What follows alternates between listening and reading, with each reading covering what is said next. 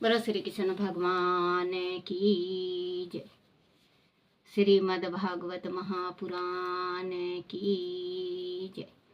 श्रीमद् भागवत महापुराण में 13वां अध्याय ध्रुव वंश और राजा अंग के चरित्र का वर्णन।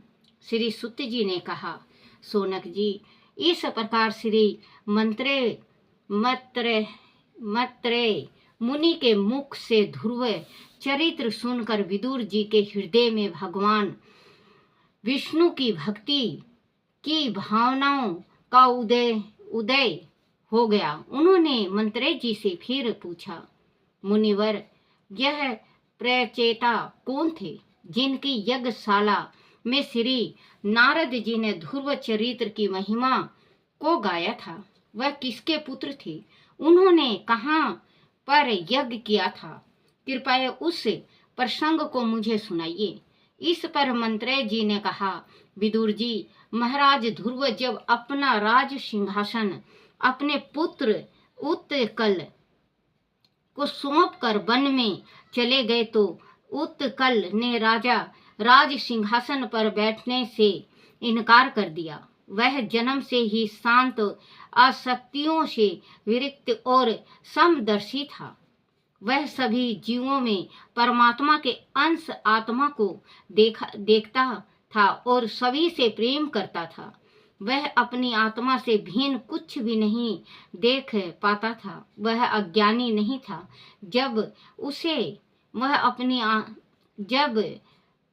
जब उसे राज संभालते नहीं देखा तो मंत्रियों ने उसे मूर्ख और पागल समझकर उसके छोटे भाई भूरमी के पुत्र वत्सर को राजा बना दिया। वत्सर की पत्नी सवारवी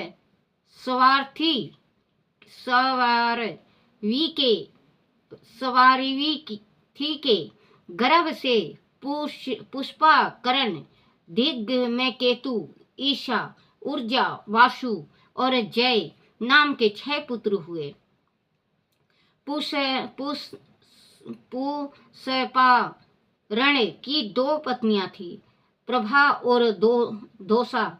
उनमें प्रभा से प्रत्य, मध्यम और साय 3 पुत्र हुए और दोनों ने प्रदोष, निशीथ और वायुष्ट को जन्म दिया। वायुष्ट की पत्नी पुष्करिणी से सर्वतेजा नाम का पुत्र उत्पन्न हुआ। सर्वतेजा की पत्नी अकिति से चाक्षु नाम का पुत्र उत्पन्न हुआ। चाक्षु से मानवतार में चासु ही मनु हुआ था।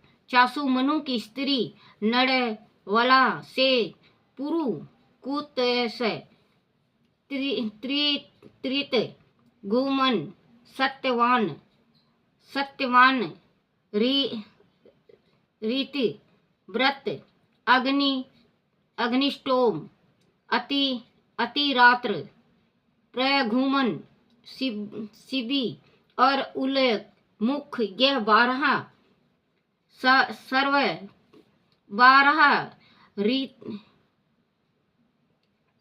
सर्वगुण संपन्न बालक उत्पन्न हुए। इनमें उल्मुख ने अपनी पत्नी पुष्करिणी से अंग, सुमना, अखालती, केतु, अंगिरा और गाय, ये 6 उत्तम पुत्र प्राप्त किए। अंग की पत्नी सुनीता ने क्रुरमा वेन को जन्म दिया, जिसकी दुष्टता से परेशान होकर राजसी अंग नगर छोड़कर चले गए थे। विदुर जी मुनियों के वाक्य ब्रज के समान अमोघ होते हैं। विदुर जी मुनियों के वाक्य मतलब शब्द जो बोलते हैं, वाक्य ब्रज के समान अमोघ होते हैं। उनकी कोई काट नहीं होती। राजसी अंग ने कुपित होकर वेन को श्राप दिया तो वह मर गया। तब किसी राजा के रहने के कारण प्रजा में लूट मार की घटनाएं होने लगी। वह देखकर उन्होंने बेन की दाहिनी भुजा का मंथन किया, जिससे भगवान विष्णु के अवतार महाराज राजा पृथु का जन्म हुआ। विदुर जी ने पूछा, विप्रवर महाराज अंग तो बड़े ही शील स्वभाव वाले था, जो उसे श्राप का फल भोगना पड़ा। प्रजा का तो वह कर्तव्य होता है कि वह अपने राजा के पापों को छिपाने का कार्य करे, क्योंकि राजा अपने प्रभाव से 8 लोकपालों के तेज को धारण करने वाला होता है। आप तो सब कुछ जानते हैं। मुनिवर, कृपया वेन की करतूत के बारे में मुझे बतलाइए।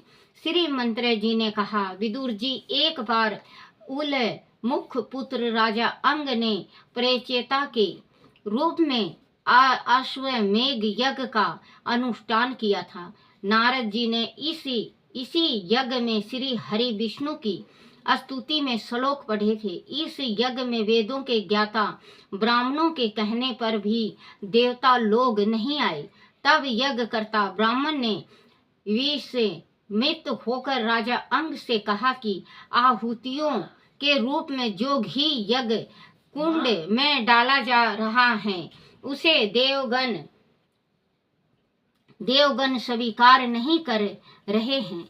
हम जानते हैं कि आपकी हवन सामग्री दूषित नहीं है, वेद मंत्रों का उच्चारण भी दोष युक्त नहीं है, सभी कर्म शुद्धता के साथ किया जा रहा है। नियमों का पालन भी सटीक है। देवताओं का किंचित भी अपमान इस यज्ञ में नहीं किया गया है।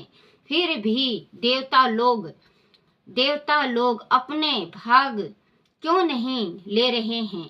ब्राह्मणों की बात सुनकर यजमान प्रेचेता अंग बहुत उदास हो गए। उन्होंने यज्ञों की अनुमति से मौन तोड़ते हुए उपस्थित सदस्यों से पूछा, सदस्योगण, देवता लोग आह्वान करने पर भी यज्ञ में नहीं आ रहे हैं। वह न तो सोम पात्र ग्रहण करते हैं और न अपना भाग ही ले रहे हैं। ऐसा उनसे क्या अपराध हो गया है?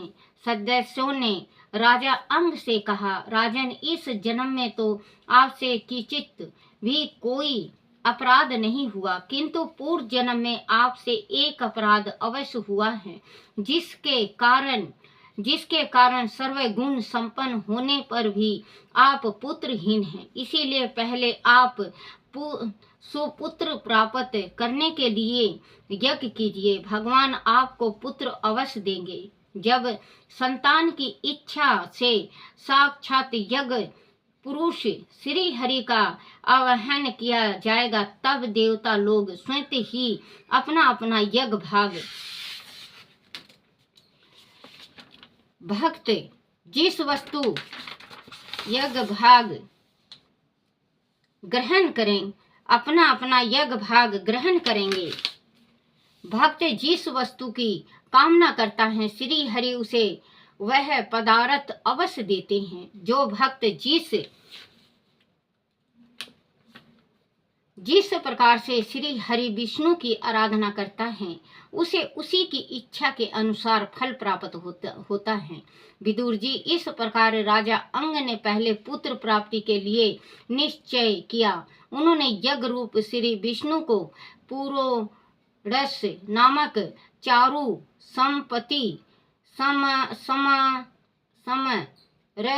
समर्पित किया। उन्होंने जैसे ही अग्नि में आहुति डाली, उससे अग्नि और भी तीव्र होकर जलने लगी। तभी अग्नि के मध्य से सोने का हार पहने तथा शुभ वस्त्र से सुशोभित एक पुरुष प्रकट हुआ, जिसके एक हाथ में खीर से भरा एक स्वर्ण पात्र लिए एक पुरुष प्रकट हुआ था।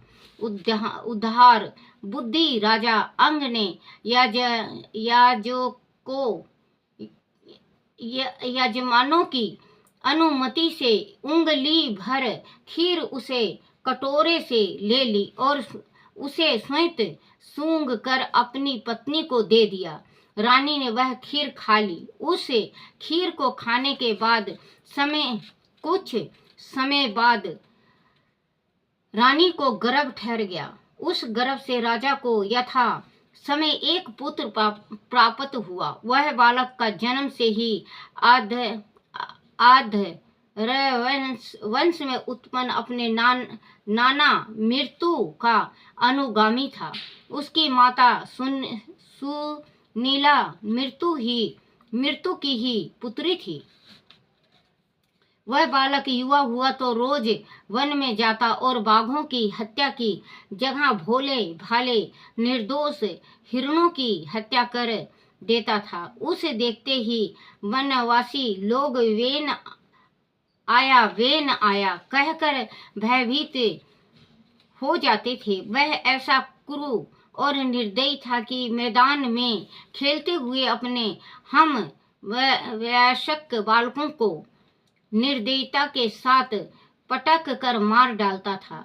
महाराज अंग ने उसे सुधारने का बहुत प्रयत्न किया, परंतु वह उसे सुमार्ग पर लाने में समर्थ नहीं हुआ। इसी से उन्हें बड़ा दुख हुआ। उन्होंने सोचा कि जिस कपूत की करनी से माता पिता को असहायनीय दुख उठाना पड़े और उसका सारा सुयंश मिट्टी में मिल जाए तथा अधर्म का भागी होना पड़े, तो ऐसे कपूत के होने से ना होना ही अच्छा है।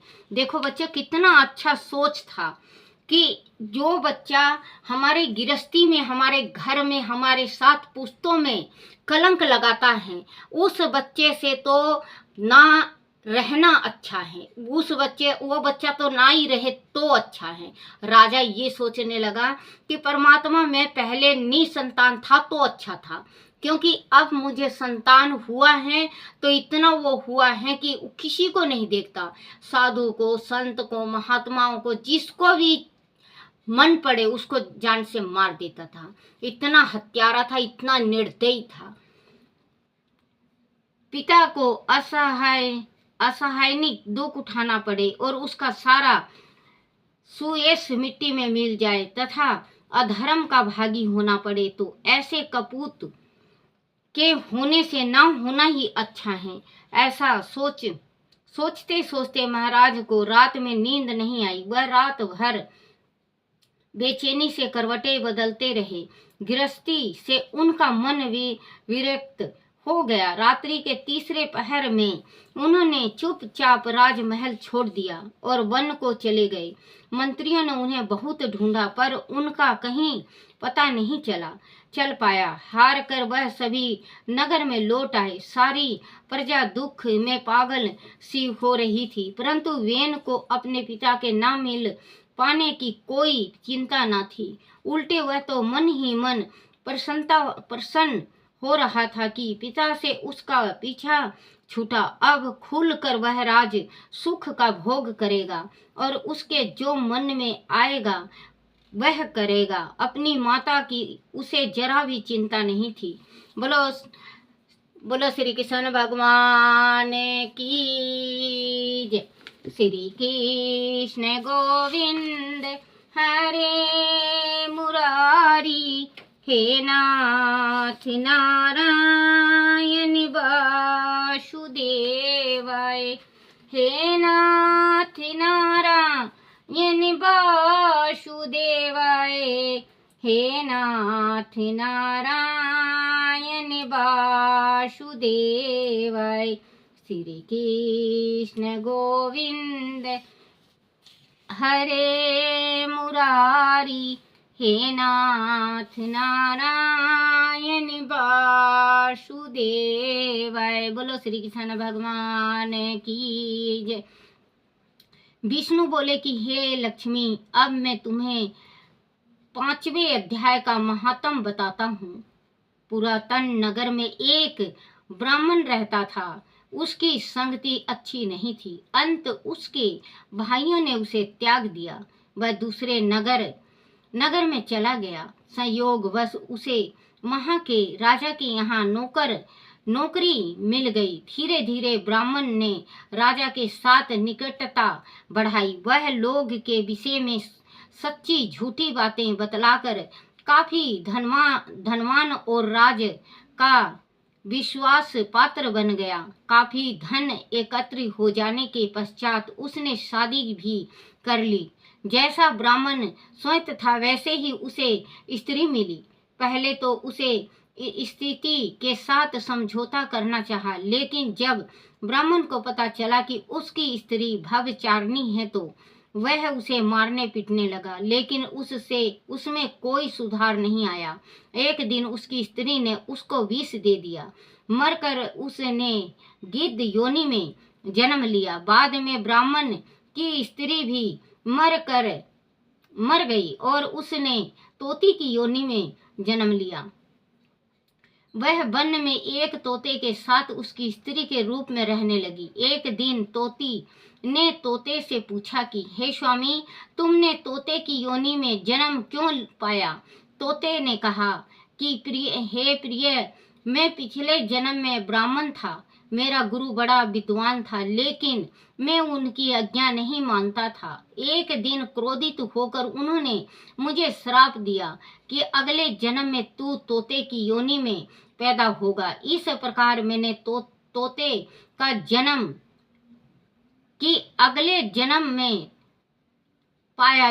अब तुम बताओ, तुम किस कारणवश तोती की योनि में आई? तोती ने कहा कि मैं भी पिछले जन्म में एक ब्राह्मणी थी और अपने पति की आज्ञा नहीं मानती थी। मेरी इस आदत से परेशान होकर वह मुझे मारने पीटने लगा। एक दिन तंग आकर मैंने उसे विष देकर मार डाला। जब मेरी देह छूटी तो कई प्रकार के नरक भोग कर मैंने तोती का जन्म पाया। तोती की बात सुनकर तोते ने कहा कि तूने तो अपने पिछले जन्म में बहुत बुरा कर्म किया था। इसके पश्चात उन दोनों का वार्तालाप यहीं समाप्त हो गया। एक दिन तोती वन में अकेली बैठी थी, तभी वह गिद्ध वहां आया। गिद्ध उसे पहचान कर मारने के लिए झपटा, लेकिन तोती एक और हटकर उड़ने लगी। गिद्ध उसके पीछे लगा हुआ था। तोती थक कर एक शमशान भूमि पर गिर पड़ी। जहां तोती गिरी थी वहां कभी एक साधु का देह संस्कार किया गया था। साधु की खोपड़ी वर्षा के जल से भरी हुई थी। तोती सीधी उसी में गिरी। गिद्ध उसे ढूंढता हुआ वहां पहुंचा और तोती को मारने लगा। लड़ते लड़ते दोनों उस पानी में भीग गए। कुछ ही क्षण पश्चात दोनों मर गए और इस अधर्म देह को छोड़कर उन्होंने देह पाई। आकाश से विमान उतरा जिस पर बैठकर वह वैकुंठ की ओर चल दिए। वैकुंठ में पहुंचकर उन्होंने धर्मराज से पूछा कि हे महाराज, हमारा कौन सा पुण्य उदय हुआ जो हम सत्य गति मिली? तब धर्म राजा ने कहा कि साधु की खोपड़ी में भरे जल के प्रभाव से तुम मुक्ति मिली है, क्योंकि वह साधु गीता के 5वें अध्याय का नित्य पाठ करता था। भगवान विष्णु लक्ष्मी से बोले कि हे लक्ष्मी, गीता के 5वें अध्याय का महात्म बड़ा प्रभावशाली है। बोलो श्री कृष्ण भगवान की जय। श्री कृष्ण गोविंद हरे मुरारी, हे नाथ नारायण वासुदेवाय। आरती श्री तुलसी जी की। तुलसी महारानी नमो नमो, हर की पटरानी नमो नमो। धन तुलसी पुराण तप कीनो, शालिग्राम महापटरानी। तुलसी महारानी नमो नमो, घर की पटरानी नमो नमो। जाके पत्र मजीरी कोमल, श्रीपति कमल चरण लिपटानी। तुलसी महारानी नमो नमो, धूप दीप नैवेद्य आरती पुष्पन की वर्षा बरसानी 56 भोग 3600 व्यंजन विन तुलसी हरि एक नमानी। नमो नमो तुलसी महारानी, नमो नमो घर की पटरानी। सभी सखी मैया तेरो यश गावे, भक्ति दान की जय महारानी। नमो नमो तुलसी महारानी, नमो नमो हर की पटरानी। बोलो तुलसा माता की जय हो। जय है मेरे कान्हा, हे मेरे बंशीधर, हे मेरे कन्हैया, हे मेरे गिरधारी। मेरे से कोई भूल हो जाए, कोई गलती हो जाए, कोई टूटी रह जाए, मुझे माफ करना, क्षमा करना, क्षमा करना, क्षमा करना। बोलो श्री कृष्ण भगवान की जय। अपने अपने माता पिता की जय, अपने अपने गुरुदेव महाराज की जय हो।